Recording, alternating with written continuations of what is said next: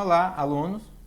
Estou aqui mais uma vez, trazendo para vocês mais uma aula de geografia e desta vez em destaque a geografia agrária. E dentro da temática de geografia agrária, trazer a temática dos movimentos sociais no campo e a reforma agrária. Como vocês estão vendo aí na tela, é isso que nós vamos falar hoje.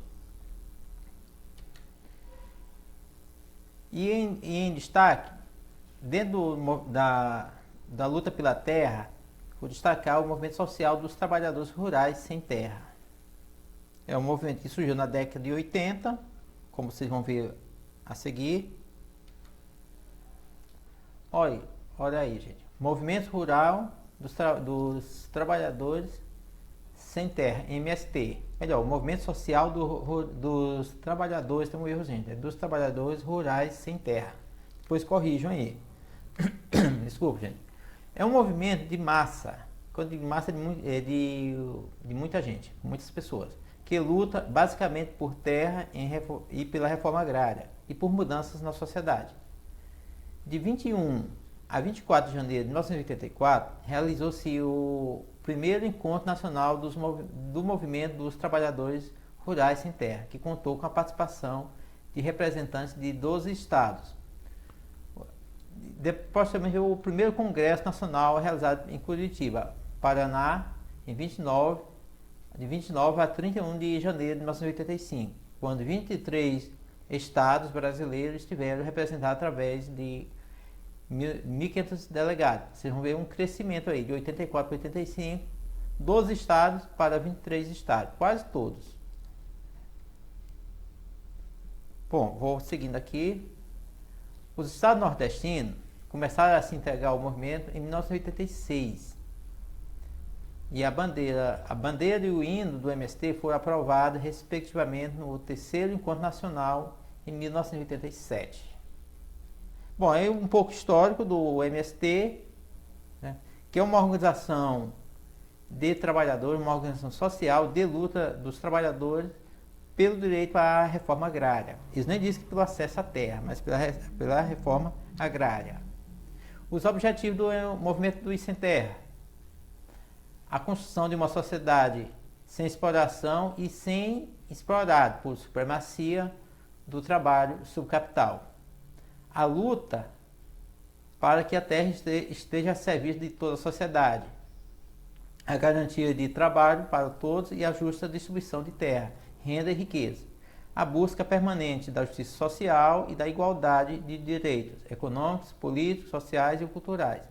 A difusão de valores humanistas e socialistas nas relações sociais. É um movimento que tem esses objetivos e outros, né? Eu estou destacando aí o direito ao acesso à terra, porque eles defendem que a terra tem que ter uma função social ou ambiental, certo? Porque a própria Constituição brasileira diz que a terra tem que ter uma função social. E é um movimento de luta social também. Combate a todas as formas de discriminação social e busca da participação igualitária da mulher. O movimento de trabalhadores sem terra não é um movimento de homens, é um movimento de homens e mulheres. Aí eu posso corrigir, não é um movimento somente de homens, é um movimento de homens e mulheres. Como vocês estão vendo a foto aí, tem uma senhora. Porque o papel da mulher na atividade rural, ele é muito importante, principalmente na região norte e nordeste. É muito comum ter muitas mulheres chefes de família sozinhas e através da agricultura criando seus filhos. Bom, algumas imagens aí de destaque da questão da terra, da organização do MST. Bom, aqui tem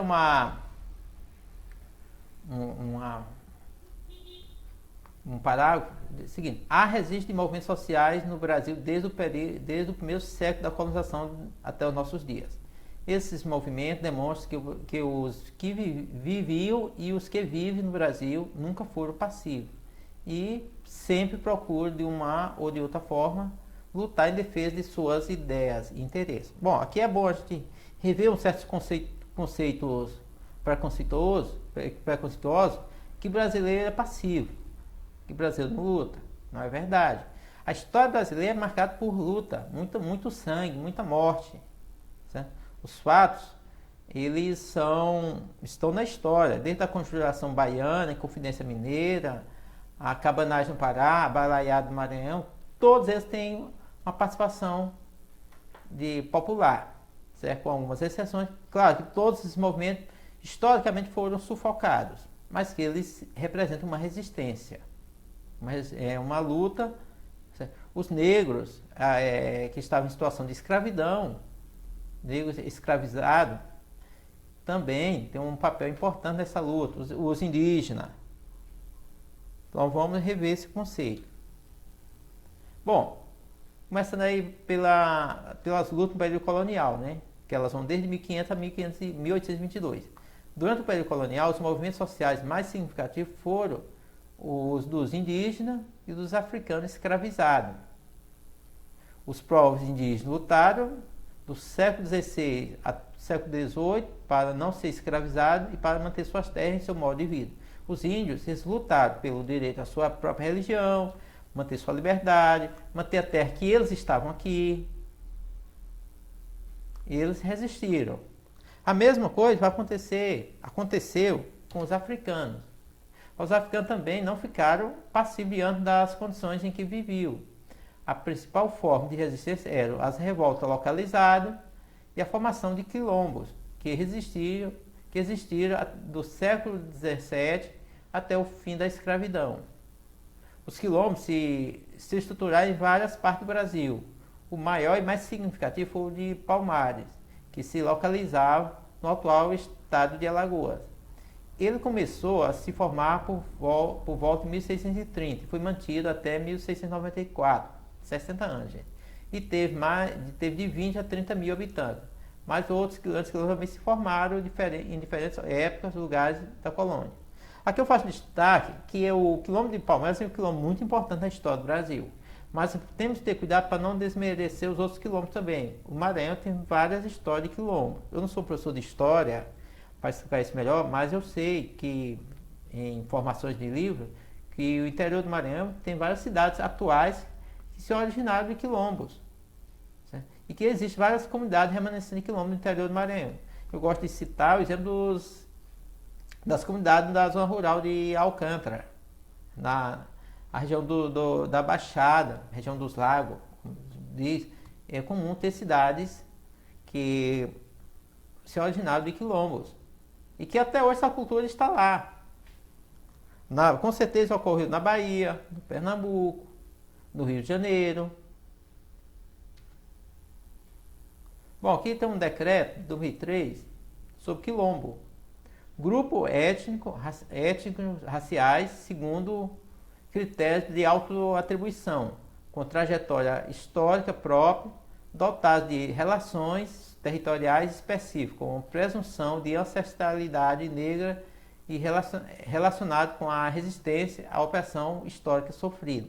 Bom, um quilombo, ele é um grupo étnico de autoatribuição, e aí aqui vale esse decreto vale para o reconhecimento das comunidades remanescentes de quilombos, em que aqueles habitantes se reconhecem como descendentes de pessoas que foram escravizadas no passado, não de escravos, que hoje o conceito está sendo revisto, pessoas que vivenciaram situações de escravidão, pois ninguém nasce escravo, alguém foi escravizado por outro.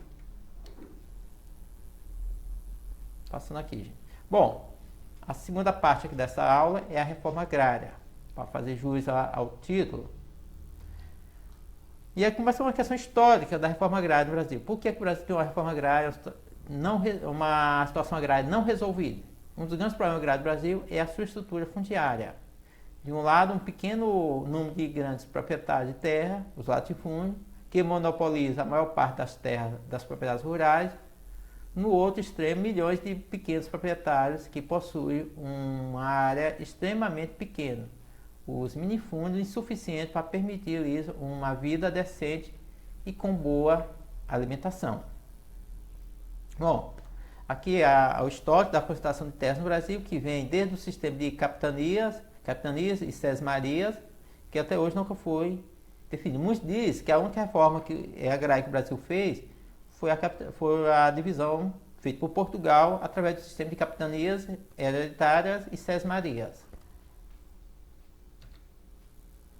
A reforma agrária é vista como um caminho para melhorar as relações de trabalho, minimizar os conflitos no meio rural e a desigualdade social. Reforma agrária não é mera redistribuição de terra, trata-se de um processo amplo de mudança que passa pelo campo político, social, técnico e econômico. Aqui eu comento que reforma agrária não pode ser confundido simplesmente com doar terra. Existem pessoas numa zona rural que às vezes tem uma propriedade que o tamanho é suficiente para ela viver, desde que ela tenha acesso à tecnologia para ela aumentar a sua produção, tenha o acesso ao mercado econômico, por exemplo, mercado exportador, né? Ela não fica refém só do mercado local, ela possa comercializar o seu produto, ela possa participar do sistema de agronegócio.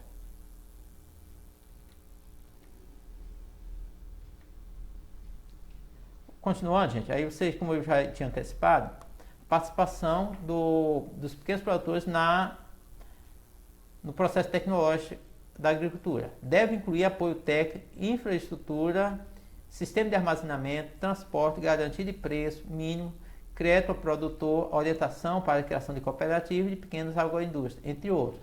Isso o pequeno produtor precisa, porque ele precisa, por exemplo, do sistema de armazenamento, para ele não se sentir ser obrigado a vender numa época porque ele não tem onde guardar o excedente da produção dele. Ele precisa guardar para ele vender na época de melhor preço, certo? E sai todo mundo ganhando, porque aí não fica uma safra com valor muito baixo e uma entre-safra muito alta. Transporte, estrutura e outros. É a formação de cooperativas para que ele possa participar do comércio, por exemplo, de exportação, porque ele pode vender em grande quantidade.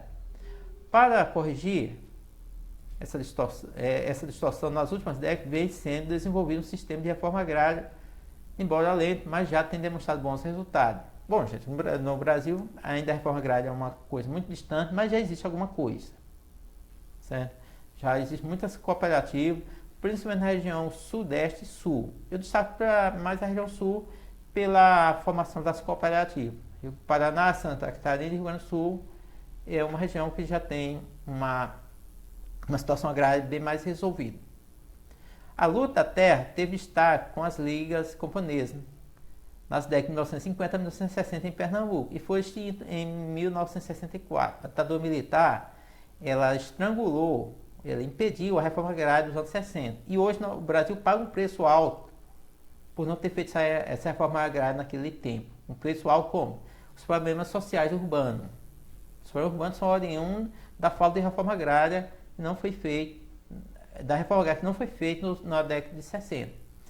Os trabalhadores rurais se organizaram o MST, isso que nós já falamos no início, né, que expressa no governo por meio de manifestação e ocupações para conseguir acelerar a reforma agrária e garantir acesso à terra. Isso aqui não vou comentar muito porque nós já falamos lá no início da aula.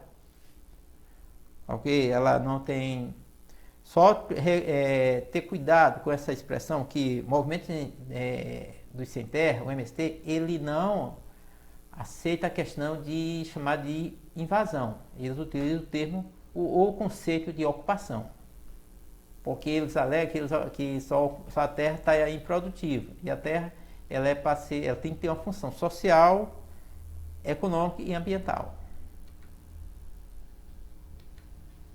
Bom, embora não tenha a ver direto com a nossa aula, mas é importante para entender a questão do campo. As relações de trabalho. No campo existem várias relações de trabalho.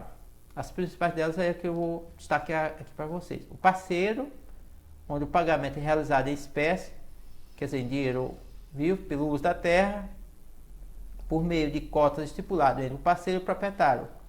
O proprietário tem a terra e ele faz uma parceria com outra pessoa para dividir a produção.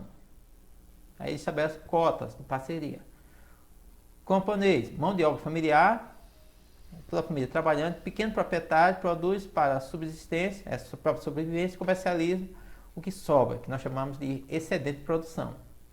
O arrendatário, trabalhador que aluga as terras de um proprietário mediante pagamento em espécie, em produtos ou na prestação de serviços para produzir. Ele aluga a terra para ele plantar o que ele quiser. Aí o que ele ganhar é dele, mas a terra é alugada. Como o trabalhador urbano aluga uma casa. Boia fria, o corumba.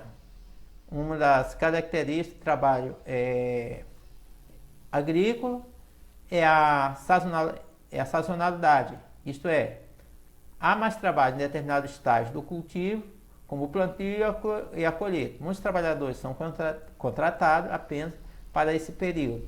Após essas etapas de produção, eles são dispensados. Por esse tipo de trabalho é chamado de trabalho temporário. O trabalhador contratado por curto período ganha baixo salário e tem péssimas condições de trabalho. Vive na periferia da cidade.